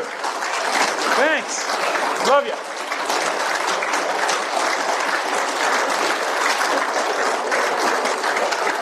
You know, I know it's late, and I'm not worn out. I could be talking all night. But if we have time for a few questions, I would be more than willing to do that if we have the time for it. Absolutely. Would you like to have some questions and discussion? Yes. Your question? Yes. Your question, so we'll get on. All right, we're going to ask the question, and I'm going to repeat the question. So please be loud, and please be quiet if you're for a few minutes. It won't be too long, so people can hear. Question. I know I gave a good speech if there's no questions. I mean, you know. One back there, Doctor. Yes, ma'am. Thank you. Yes. Do you see any hope for the people of Germany? Yeah, I see hope for the people of every European nation. You know, it's true that numbers are critical and demographics are critical. But in my reading of history, there's a million times when we've overcome tremendous odds. When we finally dedicate ourselves to our liberation, our freedom, our existence, and our children, yeah, I think there's hope for Germany. I think that the day will come when all of Europe will be free, and all of America will be free, and including our loving and wonderful Southland. Thank you. You're welcome. Yes, sir. Is there anything that we can do on an individual or a collective basis to defeat the Federal Reserve and the income tax system? Yeah, have a revolution. And how do you do the revolution? It begins with you, like I said. You change enough minds, and we can do anything, and we can change minds. We have the means to do it. Like this broadcast we're doing right now, live streaming. Hello out there. I'm right now saying hello to a lot of people. So, questions, everybody? Want to ask? Yeah. Well, he's going to read some questions from around the world. Questions from Periscope for Dr. Booth? So yes, we can win, but we cannot win until we begin to tell the truth, the whole truth, and nothing but the truth. And you can't defeat the enemy who's killing you and murdering you, who already killed tens of millions of Christians in the Bolshevik Revolution. That cost 100 million to die under communism. that caused 100 million people to die in the world wars, which they led us to for their interests. We cannot save our people unless we take out the tyrant the same way that our Christian ancestors in Spain, we conquisted Spain from the Muslim invaders the same way we did it, right? And protected the Balkans and Greece the same way that we did it in Spain and in France. No, we can do this. We just have to stand up. But the first thing you do is tell the truth. You have to have like a religious fervor in your life. And when you get enough people standing up, just like Eastern Europe, the communist rule fell, right? Because millions of people just said, we're not going to tolerate it anymore. They were in the street. If that happened in America, it would be changed. It would be all over. Yes, sir. Do you have any comments on Mike Cernovich? Well,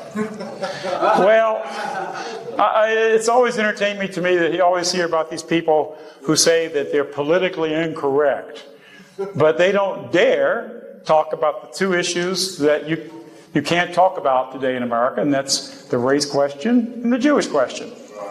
And the ultimate political correctness is the Jewish question, because ultimately they'll let you say a little bit about the race question.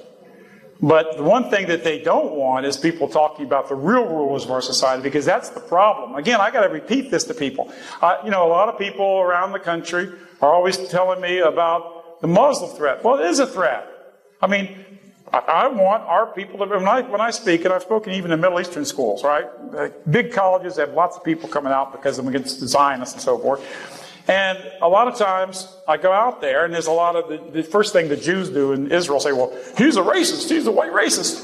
And I get up there, what I tell the people? I say, look, I said, let me say something to you honest, because I like telling the truth whoever I'm talking to, of whatever background they are. And I say, listen, I'm a European Christian, and I want to preserve my people and my religion and my own country.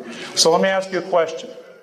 If millions of European Christians were moving into, so I was in Tripoli before the fall, in Libya. I was in Damascus, at the eve of the Civil War. I've been in Jordan. I've been in all these countries. And so I said to them, look, I'm a European Christian, and I want to preserve my heritage. Is there anybody here that think would be a good thing if massive numbers of white Christians came into your city, became a majority, got rid of your Islamic symbols, put up crosses instead? Anybody here want that? Any of you guys really would support that? And I said, so can you understand why every people, including we have a right to preserve ourselves? Amen. And actually, they understood this, because every people really know this deep down inside. It's only the Jewish element, this international Jewish media element, that produces and generates this huge hatred against Europeans. Because all these movies that we see, this anti-white movies you see, they show all over the world. And that's what generates more hatred against us than anything. And by the way, you realize what we've done. I mean, we've done a lot of things that's been done in our name by these Zionists that control our policy. Madeleine Albright was on 60 Minutes, and Leslie Stahl said, our embargo of Iraq, and now, by the way, Iraq was our ally, by the way, before all this.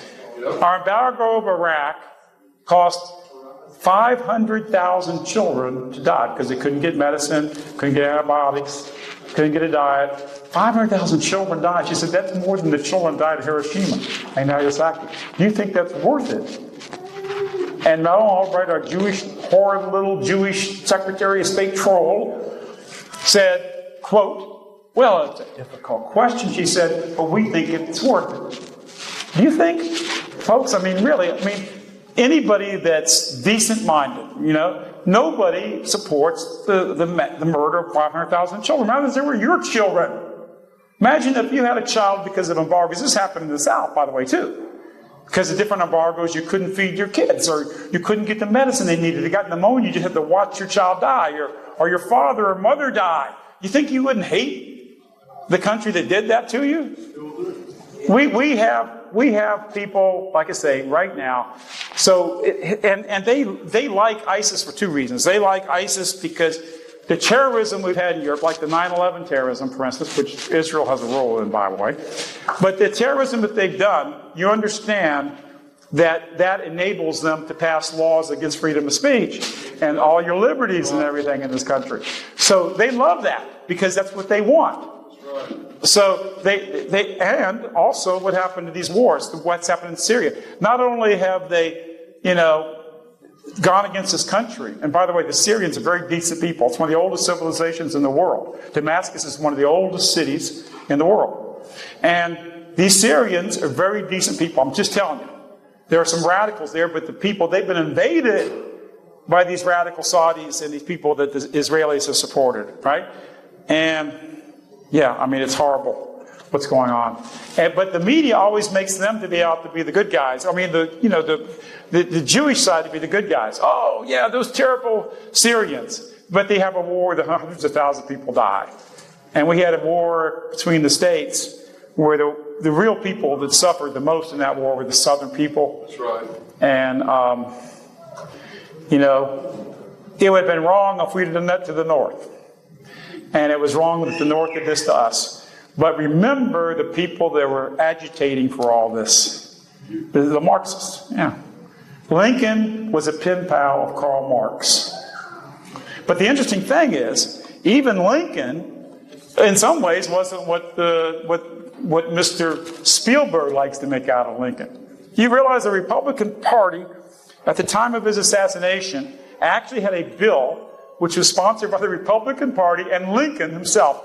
Thaddeus Stephen wasn't for it, but the Republican Party was, which provided for the repatriation of all the blacks in America back to Africa to compensate the slaveholders, and send all the blacks back. Abraham Lincoln and the Republican Party, they sponsored this bill. But of course, Spielberg gives us the egalitarian mixture. He doesn't even dare to mention that because they're a bunch of liars. I hope you're learning a little bit from history that you don't get in the major media. Yes, sir, in the back. How do we follow you? Programs or internet website? Okay, you can go to davidduke.com is my website. And all of you, I'd like, I'd love to hear from you. I'd like to get your comments on the talk or suggestions or thoughts, impressions. You can go to davidduke.com, and on the right you can say how you can contact David Duke, and send me a note. And I want you to continue to support the League of the South. If you'd like to help some of my work, that's great. But I'm not here for that. I'm here to support Dr. Hill and what you're doing, and to share with you some information, because I believe the founding issues that I'm talking about here are the issues that we win on. That's right. I think these are the issues that we have to embrace with a whole new warrior spirit if we're going to win. We have to do this. I think Dr. Hill is doing that, by the way. I think he's part of this. I consider Dr. Hill my brother in this fight. He is a great man. I'm honored that he would invite me to speak with you all. Thank you so much, Dr. Hill. Thank you. One more question. Oh, yes, sir. Jews have their power because we let them. Well, in some ways, yes, but I want to make something clear to you, and this is a very important point. I understand what you're saying. But there's never been a revolution in history where the people blame themselves for their invaders. You know what I mean? Look, it's true that we have and sometimes we told our people, if you don't stand up to these invaders, you're a bunch of cowards, right? But the truth is, the Jews have conquered us not because they got up there honestly and said, we're going to conquer you and we're going to take away. They did it by stealth. You're a pretty healthy guy. You look like a strong guy. But if someone wanted to do you in, kill you, they could kind of follow you around a little bit, just watch you. And if they put a few drops of cyanide in your food or something, you keel over dead. You can have a guy that's brought down by a virus, a guy that tick bites him and he gets encephalitis and dies. The reason that we're in this trouble is not because we're terrible, weak people. The part of our weakness is part of our goodness. And one of the reasons why we've not been we weren't successful in resisting their power was because we are a kind and a decent and a good people. I'll give you an example.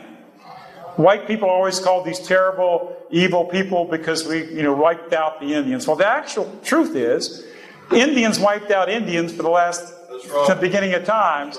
They're, right here in Alabama and in Louisiana. I went to LSU, and in the middle of our campus, so don't hold that against me, Alabama fans, but in the middle of our campus are these two big Indian mounds. And these mounds, I used to lay on top of these mounds and gaze up at the stars and think of the future, is what I'm doing right now when I was 18 years old. But these mounds were created by what's called the Indian Mound people, right? And the Indian Mound people existed from the Great Lakes to the mouth of Mississippi, all the way to the Carolinas. They built these magnificent mounds. They had a distinct Indian culture and heritage, and they were totally wiped out by the Creeks. They were wiped out by a bunch of other people, Cherokees and many other groups. They were just wiped off the earth, you know. And when the Aztecs conquered the other Indian tribes of Mexico, you know, they enslaved them. They cut their beating hearts out on top of the pyramids and ate them, and they didn't build them any reservations. Okay? You know, Europeans aren't perfect. We've been conquerors like anybody else, but there's been no people that have been more kind and more fair to those. The British, for instance, went to India. They conquered the Indian subcontinent, right? Well, slavery existed in India from the beginning of time. Guess who ended it? The British. The British. They stopped slavery in that country. It wasn't the Indians themselves. So what I'm saying to you is that the reason that we're so kind is because we grew up, our ancestors were in Europe, Northern Europe, the Ice Age. We went through the Ice Ages. And to survive in that climate, it was a question of helping each other, being kind, having a sense of responsibility for ourselves as brothers and sisters. And we were also all one people. I was living in a town called Zelmsee in Austria for a few years. It's a little community on the edge of this beautiful, crystal clear lake, beautiful mountains around, and they've had a settlement there in that area for 20,000 years. The same people. And then when you're living around the same people, you kind of learn whether somebody's going to cheat you or lie to you or steal, and you learn to trust people, right? Because in a small town, you know, in a small town, if you're in a real small town, and somebody cheats you and doesn't work for your car, then sells you the wrong part, and you find out about it, he's ruined, right? Because the word gets out there. So after a while, in a small community, people tend to be more and more fair and frank and honest and everything. So our people have been like that for these thousands of years. That's why we were not ready for this Jewish invasion. Because the thing you've got to remember about them, they are not like us. And we tend to think that people are like us. You know, all human beings, they're all, you know, they're not. They have an entirely different mindset. All you can do is read the Talmud to understand that. They have an entirely different mindset. Yes, sir? So that goes into my salient points. We are good people. We've had this enemy that's come and has had an ability to sneak in and drop the sign out, so to speak. We're bigger and we're stronger. And they dropped it into Hollywood. Yep. Dropped it into Wall Street. Yep. They dropped it into the media. So here's my question to you, sir. How would you recommend that we take it back? Do we go back and begin to cultivate young business leaders around so that those kids that are not going to Harvard will have businesses that are supported by us, the majority? How do we go back and begin to cultivate these young leaders so that eventually we begin to raise up those businesses that are owned by white, Christian, and especially Southern? We do all of that and more. You're right. I mean, I believe in all of that. We have to become a community ourselves. We have to work together. But we also, see, everything I've talked about here, did what I say make sense today? I mean, you all agree with what I say here today? Look, but here's the question. Here's the question. Is it logical?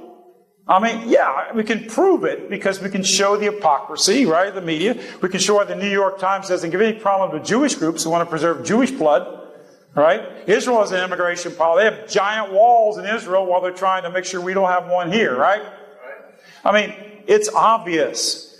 We can still win, but we can't win this fight. There's no easier argument to win in the world than to argue with someone about the Jewish domination of this country, the Jewish supremacy over this country, and why we should have a country dedicated to the 98% non-Jews rather than the 2% Jews who are leading us to disaster, right? So we have to, but how do you win that cause or win that argument? You talk about it, and you learn, you study these books, and it's easy to do, and that's why, and it's not 3 billion, but it's 2 billion views, and it's 90% positive ratings, because people have an innate sense to recognize the truth when they finally hear it. And I hope you've all recognized that truth. And I look forward to knowing you, all of you, for friends for the rest of this life and your life.